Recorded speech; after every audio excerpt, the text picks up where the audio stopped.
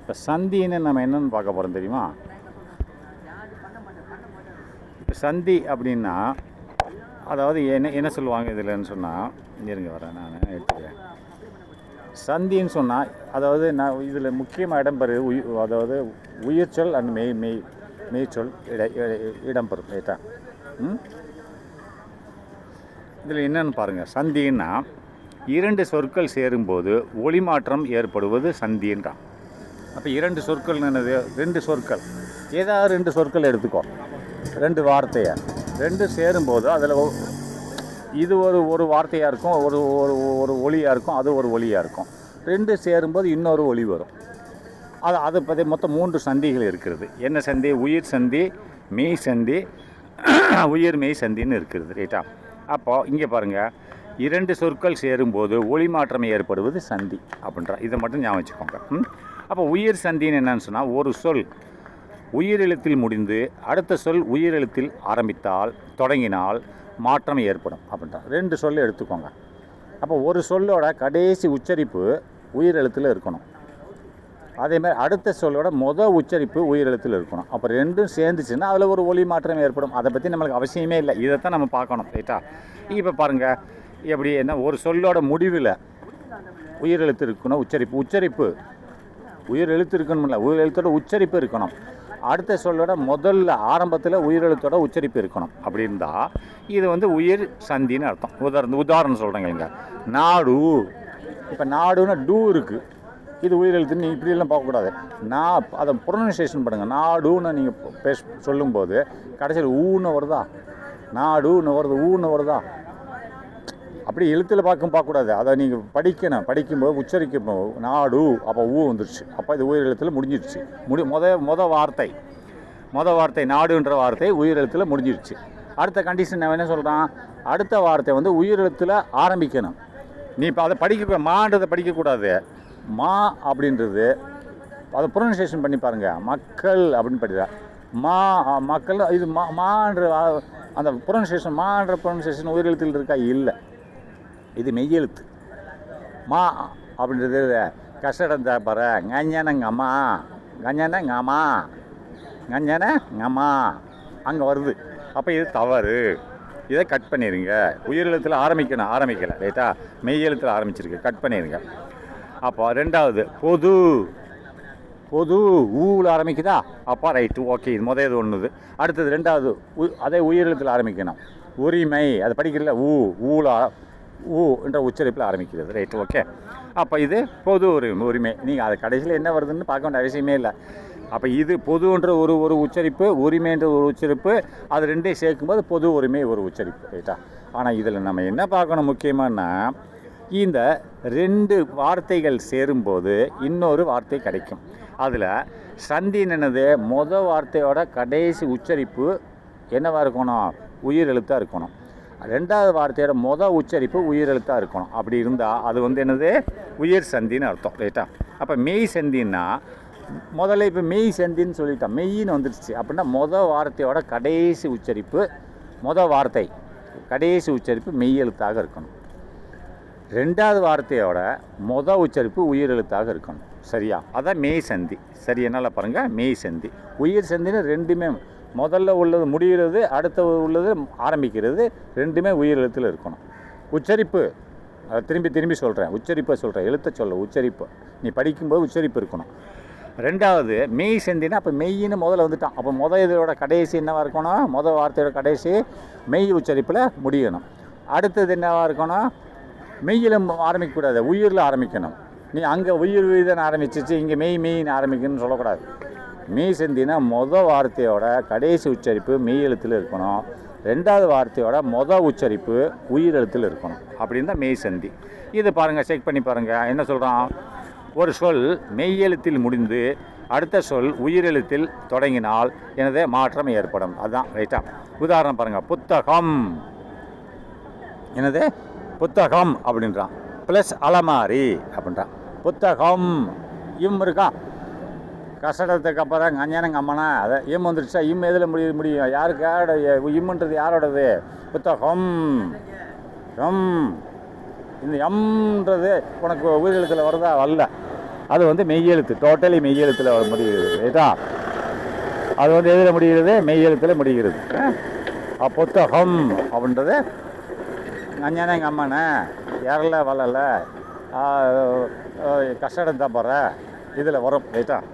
அப்போ எம் புத்தகம் அப்படின்றது வரல அப்படின்னா இது கரெக்டு. ரைட் தான். இது புத்தகம் அப்படின்றது மெய் எழுத்தில் முடிகிறது. கரெக்டு. எது கை எழுத்தில் முடியணும். அடுத்தது உயிர் எழுத்தில் ஆரம்பிக்கணும்.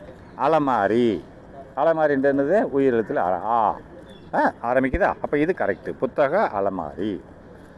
வார்த்தை என்னவா இருக்கணும்? மெய் எழுத்தில் முடியணும். புத்தகம் இம்முன்ற புஷ்டா வச்சிட்டாலேயும் அது மெய் எழுத்து தான். சரியா? அலமாரி இது உயிர் எழுத்தில் ஆரம்பிக்கிறது. புத்தக அலமாரி. ரைட்டா? மரம், இந்த மரம். ரைட்டா? இந்த இதில் மெய் எழுத்தில் வருகிறது. அப்போ அலமாரி. இலைன்னு ஈ வருது இல்லையா? இது உயிர் எழுத்தில் ஆரம்பிக்கிறது. அப்போ மர இலை. ரைட்டா? இது கரெக்டு. ரைட்டா? அடுத்து உயிர் மெய் சந்தி. இதுக்கு ரிவர்ஸாக இருக்கும். இந்த ரெண்டாவதுக்கு ரிவர்ஸாக இருக்கும். இதில் வந்து முடிகிறது உயிர் எழுத்தில் முடியணும். ரெண்டாவது ஆரம்பிக்கிறது மெய் எழுத்தில் ஆரம்பிக்கணும். இந்த ரெண்டாவதுக்கு ரிவர்ஸில் வருது. ரெண்டாவது என்னது? மெய் எழுத்தில் முடியணும், உயிர் எழுத்தில் ஆரம்பிக்கணும். அது பேர்லேயே இருக்குது பாரு. இது என்னது? உயிர் சந்தி. உயிர் சந்தி ரெண்டுமே உயிர். அப்போ மெய் சந்தின்னு என்னது? மெய் எழுத்தில் முடிஞ்சு உயிர் எழுத்தில் ஆரம்பிக்கணும். முடிஞ்சா? அப்போ மூணாவது உயிர் மெய் சந்தி அப்படின்னு என்னது? உயிர் மெய் சந்தின்னா உயிர் எழுத்தில் முடிஞ்சு மெய் எழுத்தில் ஆரம்பிக்கணும். அவ்வளோதான், சிம்பிள். அப்போ இங்கே வருங்க, உயிர் மெய் சந்தி அப்படிங்கிறான். அப்போ உயிர் மெய் சந்தி அப்படின்றது இரண்டு சொற்கள் சேரும்போது உயிர்மெய் மாற்றம் ஏற்படும். அதில் நீ எழுதிக்கோங்க. அதில் இவன் கொடுக்கல. இது வந்து அதாவது எதில் ஆரம்பிக்கும்? உயிரெழுத்து உச்சரிப்பில் முடியணும். உயிர்மெய் சந்தி என்னது? எழுத்து உயிரெழுத்தோட உச்சரிப்பில் முடியணும். ரெண்டாவது வார்த்தை வந்து மெய்யெழுத்து உச்சரிப்பில் ஆரம்பிக்கணும். அதை எழுதிக்கோங்க உங்கள் சைடில். ரைட்டா? அப்போ அதை ஆரம்பிக்க உதாரணம் பார்ப்போமா? அப்போ கல் இல் அப்படிங்கிறது என்னது? அப்போ இது வந்து உயிரெழுத்தில் ஆரம்பிக்கலை. உயிரெழுத்தில் ஆரம்பிக்கணும், ஆனால் ஆரம்பிக்கலை. அப்போ வீடு இதுவும் மெய்யெழுத்தில் ஆரம்பிக்கலை. இது உயிரெழுத்தில் கடைசி வார்த்தையோட கடைசி உயிரெழுத்தில் ஆரம்பிக்கணும். இதுதான் உயிர்மெய் சந்தி. ரைட்டா? அப்போ இது உயிரெழுத்து உச்சரிப்பில் முடியணும். ரெண்டாவது மெய்யெழுத்து உச்சரிப்பில் ஆரம்பிக்கணும். அப்போ இது என்னது? கல். இது உயிரெழுத்து உச்சரிப்பிலே ஆரம்பிக்கலை. அப்போ இது தப்பு. ரைட்டா? அடுத்து நாடு. இந்த ஆரம்பிச்சிச்சு. நாடு ஊல ஆரம்பிச்சிச்சா? நாடு. அப்போ இது உயிரெழுத்து உச்சரிப்பில் ஆரம்பிச்சிச்சு. அடுத்து மக்கள். அப்படி மானது மெய் எழுத்து உச்சரிப்பில் ஆரம்பிச்சிருச்சு. ரைட்டா? அப்போ இது கரெக்டு. இது கரெக்டுன்னு போட்டுக்கோங்க. இது தப்பு. கல் ப்ளஸ் வீடு தப்பு. ரைட்டா? இதுதான் மொத்தம் 3. ரைட்டா? அப்போ இது என்னது? சந்தி என்னது? சொல் ப்ளஸ் சொல்லு சேரும்போது ஒலி மாற்றம். Right, okay. அடுத்து பதில். சந்தி என்றால் என்ன? பதில் என்ன சொல்லியிருக்கான்? சொற்கள் சேரும்போது ஏற்படும் மாற்றம். 2 சொல் ஏற்படும் போது 2 சொல் சேர்ந்தால் வேறு ஒரு ஒலி கிடைக்கும். ரைட்டா? அது உங்களுக்கு சிம்பிளாக தெரியும் பாருங்க. உதாரணத்துக்கு நாடு ப்ளஸ் மக்கள். நாடுன்றது ஒரு படிக்கும்போது ஒரு ஒலி, மக்கள்னு படிக்கும்போது ஒரு, நாட்டு மக்கள்னு படிக்கும்போது ஒரு ஒலி மாறுதா? அவ்வளோதான், சிம்பிள். அப்போ பதில் சொற்கள் சேரும்போது ஏற்படும் மாற்றம். சந்தி எத்தனை வகைப்படும்? 3 வகைப்படும். ரைட்டா? அப்போ உயிர் சந்தி உதாரணம் என்னது? பதில் நாடு ப்ளஸ் மக்கள். இது தப்பு. இதை எழுதி தப்புன்னு போட்டுக்கோங்க. இது தவறு. நாடுன்னு உயிர் சந்தியில் ரெண்டுமே இது முடியும் போது உயிரெழுத்தில் முடியணும். ஆரம்பிக்கும் போது அடுத்த ப்ரொனன்சியேஷன் உயிரெழுத்தில் ஆரம்பிக்கணும். மான்றது ஆரம்பிக்கலை, மக்கள்ன்றது ஆரம்பிக்கலை. இது தவறு. கட் பண்ணிடுங்க. அப்போ மெய் சந்தி உதாரணம். மெய் சந்தின்னு என்னது? மெய் எழுத்தில் முடியணும். இது அடுத்தது உயிரெழுத்தில் ஆரம்பிக்கணும். அப்போ புத்தக, அதாவது என்னது? புத்தகம் ப்ளஸ் அலமாரி அப்படின்றான். அப்போ புத்தகம் அப்படின்றது அப்படின்றது மெய் எழுத்து, அலமாரி உயிரெழுத்து. ரைட்டு? இது ஓகே. அது புத்தக அலமாரி. ரைட்டா? அப்போது ரைட், ஓகே. நெக்ஸ்ட்டு அடுத்து என்னது? என்ன போட்டிருக்கான்? உயிர் மெய் சந்தி. இது முடியுது எதில்? உயிரெழுத்தில் முடியணும். அடுத்தது மெய் எழுத்தில் ஆரம்பிக்கணும். ரைட்டா? அப்போ இது என்னது? என்ன கொடுத்துருக்கான்? நினைவு குறிப்பு. இது இயர். அது ஈர்ன்றது மெய் எழுத்து. மெய் எழுத்தில் ஆரம்பிச்சிருச்சு. ரைட்டா? உயிர் அப்படின்னா ஆரம்பிச்சிருச்சு இங்கே. ஆனால் அவன் வந்து உயிர் எழுத்தில் ஆரம்பிக்கணும். ஆனால் இதில் மெய் எழுத்தில் ஆரம்பிச்சிருக்கான். அடுத்தது உயிரெழுத்தில் ஆரம்பிச்சிருக்கான். இது தவறு. முதல்ல உயிரெழுத்தில் முடியணும், மெய் எழுத்தில் ஆரம்பிக்கணும். என்னது? அதான் உயிர் மெய் சந்தின்னு சொல்லுவாங்க. ரைட்டா? இது தவறு. ரைட்டா? அப்போ மெய் ப்ளஸ் உயிர் மாற்றம் அப்படின்றது இதுதான் உயிர் மாற்றம். என்னது இது? தப்பாக படிச்சுன்னா மெய் சந்தி உதாரணம் என்னது? புத்தக அலமாரி. Right, okay. கல்வீடு எந்த சந்தின்னு கேட்குறான். பதில் உயிர் மெய் சந்தின்றான். அப்போ கல்வீடு. அப்போ கல்வீடுன்றது இது உயிர் மெய் சந்தி ஆகாது. ஏன்னு சொன்னால் இல் அப்படின்றோம் இல்லையா? அப்போ இல் அப்படின்றது என்னது? உயிரெழுத்தில் வராது. ஏன்னா உயிர் மெய் சந்தின்னு என்னது? இது உயிரெழுத்தில் முடியணும், மெய் எழுத்தில். அடுத்தது மெய் எழுத்தில் ஆரம்பிக்கணும். அது தவறு. ரைட்டா? அப்போ நினைவு குறிப்பு இவன் நம்ம போட்டிருக்கான். சரி, இதெல்லாம் நீங்கள் படிக்க வேண்டிய அவசியம் இல்லை. முதல்ல சொன்னதே ஞாபகம் வச்சுக்கோங்க. ரைட்டா? இதை கட் பண்ணியிருக்கேன். முதல்ல நான் சொன்னல அதை மட்டும் ஞாபகம் வச்சுக்கோங்க.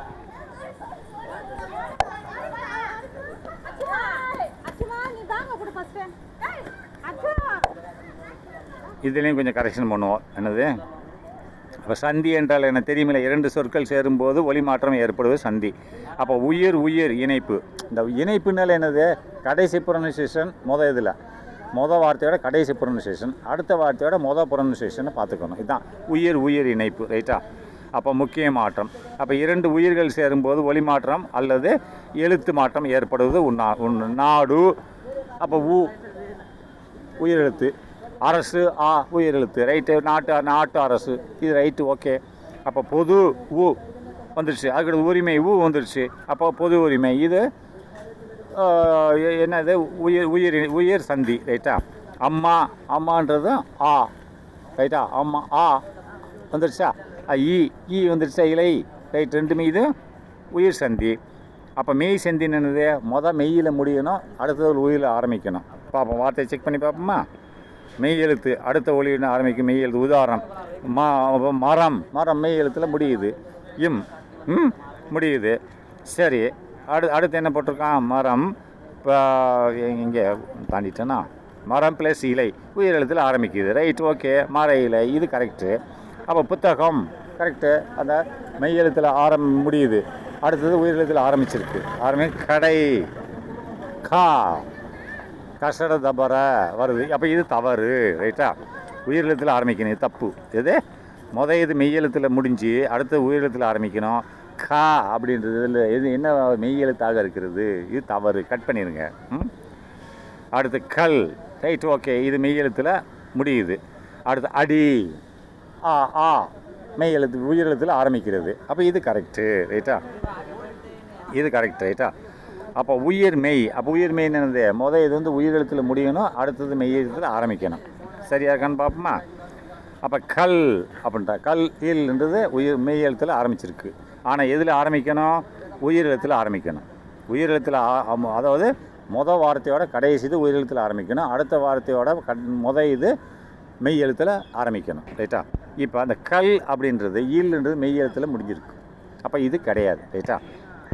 அப்போ அடுத்து நாடுன்றது இது உயிரெழுத்தில் முடிஞ்சிருக்கு. அடுத்தது பார்ப்போமா? மக்கள் மெய் எழுத்தில் ஆரம்பிச்சிருக்கு. இது கரெக்டு. நாட்டு மக்கள். ரைட்டா? அவ்வளோதான். இது சிம்பிளாக நீங்களே இந்த தப்பாக ரைட்டானா அவன் கம்ப்யூட்டர் தப்பாக கொடுத்துருக்கலாம். ரைட்டா? நம்மளாக பார்த்துக்கணும். அப்போ சந்தி என்ன? சொல்லி இணைப்பு, ஒலி மாற்றம். ரைட்டா? இதெல்லாம் கீழே நீங்களே படிச்சுக்கிறீங்க. ரைட்டா? அதை பார்த்துக்கோங்க. தப்புன்னு போட்டுக்கோங்க. இது நான் திரும்பி படிச்சுருந்தேன். சந்தி என்றால் என்ன நான் சொல்லிடுறேன். பதில் சொற்கள் சேரும்போது ரைட்டு, ஓகே. சந்தி எத்தனை வகைப்படும்? 3 வகை. உயிர் சந்தி. உதாரணம் பதில் நாட்டு. உயிர் சந்தி அப்படின்னா நாட்டு ப்ளஸ் அரசு. நாடு. அப்போ 2மே முதல்ல என்ன முடிஞ்சுது? முடிஞ்சிருக்கு, அடுத்து ஆரம்பிச்சிருக்கு. அப்போ இது உயிர் சந்தி தான். அப்போ மெய் சந்தி. உதாரணம் மெய் சந்தி முதல்ல முடிகிறது மெய் எழுத்தில் முடியணும், அடுத்தது உயிர் எழுத்தில் ஆரம்பிக்கணும். அப்போ என்னது? புத்தக. அப்போ கடை. அப்போ புத்தகா புத்தகா வருதா? புத்தகா வந்துடுச்சா? அப்போ இது தவறு. ஏன்னா மெய் எழுத்தில் ஆரம்பிக்கணும், முடியணும். இது புத்தகா விட்டு புத்தகா அப்படின்றது. அப்போ மெய் கடை. இது இது 2மே தப்பு. இது இதுவும் தப்பு, 2வது தப்பு. ரைட்டா? அது புத்தக கடைன்றது தவறு. கட் பண்ணிடுங்க. அப்போ உயிர் மெய் சந்தினா இதில் முடிகிறது உயிர் எழுத்தில் முடியணும், அடுத்தது மெய் எழுத்தில் ஆரம்பிக்கணும். என்ன இருக்குதுன்னு பாருங்கள். மர இலை அப்படின்றான். எந்த சந்தின்னு கேள்வி கேட்குறான். உயிர் மெய் சந்தி. உதாரணம் பதில் என்ன? கல் வீடு அப்படின்னா. கல் இல் அப்படின்னா. இல் அப்படின்னு இதில் முடியுது, மெய் எழுத்தில் முடியுது, அப்போ தப்பு. வீடு இது மெய் எழுத்தில் ஆரம்பிக்கிறது, இதுவும் தவறு. ரைட்டா? உயிரெழுத்தில் முடியணும், மெய் எழுத்தில் ஆரம்பிக்கணும். சரியா? அப்போ இது தப்பு. மேலே பார்த்ததை பார்த்துக்கோங்க. ரைட்டா? அப்போ மர இலை, மரா ஆ ஆ மரா ஆ. அப்போ இது என்னன்னு கேட்குறான், எந்த இதுன்னு கேட்குறான். இலை இது என்னது? உயிர் சந்தி. ரைட்டா? மர ஆ இலை ஈ. அப்போ ரெண்டுமே முதல் இதில் முடிகிறதும் உயிரெழுத்து, ரெண்டு ஆரம்பிக்கணும் உயிரெழுத்து. அப்போ எந்த சந்தி? பதில் என்ன என்ன என்ன சந்தி? என்னது? உதாரணம் மர இலை, மரா. ரைட்டு? இலை எந்த சந்தின்ட்டு பதில் மெய் சந்தின்னு கொடுத்துருக்கான். இது தவறு. மெய் சந்தின்றது மெய்யெழுத்தில் ஆரம்பித்து இதில் முடியும். இது கீழே கட் பண்ணிடுங்க, எல்லாத்தையும் கட் பண்ணிடுங்க. தவறாக கொடுத்துருக்கான், கீழே வேண்டாம். நான் சொல்லி ஸ்டேட்மெண்ட்டை நிப்பாட்டிக்கோங்க.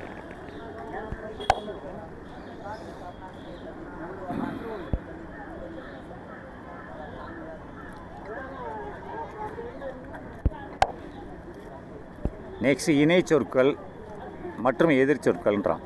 அப்போ இணைன இணைப்பை ஏற்படுத்தும் சொற்கள், ரெண்டாவது எதிர்ப்பை ஏற்படுத்தும் சொற்கள்னு அர்த்தம். அது என்ன இணை சொற்கள்னு பார்ப்போமே. அப்போ இணை சொற்கள் நம்ம ஏற்கனவே படிச்சிருக்கோம் இல்லையா இங்கிலீஷில்? ஆண்டோனிமஸ் சினானிமஸ்ன்னு சொல்லி படிச்சிருக்கோம் இல்லையா? ஆண்டோனிமஸ்னால் ஒரே பொருளை கூறக்கூடிய இரண்டு சொற்கள். சரியா? ஒரே பொருளை சொல்லக்கூடிய இரண்டு சொற்கள். ரைட்டா? ரெண்டுமே ஒரே மீனிங் தான் இருக்கும். ரைட்? நான் சொல்லி கொடுத்துருக்கேன்ல, ஆண்டோனிமஸ் சினானிமஸ். சினானிமஸ்னால் ஒரே பொருளை குறிக்கும். பிக்கு லார்ஜு. பிக்குன்னா பெருசு, லார்ஜுனாலும் பெருசு தான்.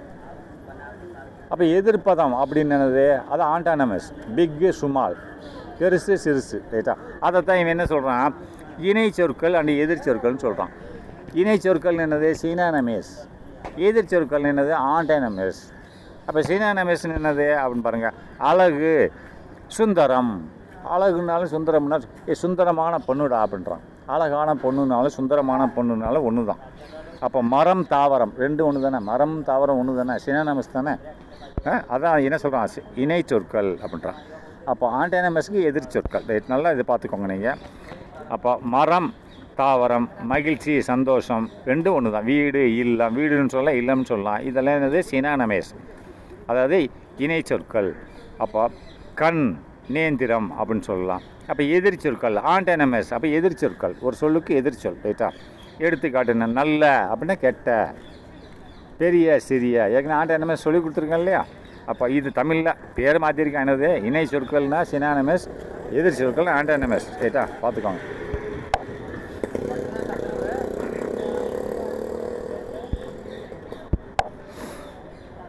சரி, அடுத்தது என்னதுன்னு பார்ப்போமா?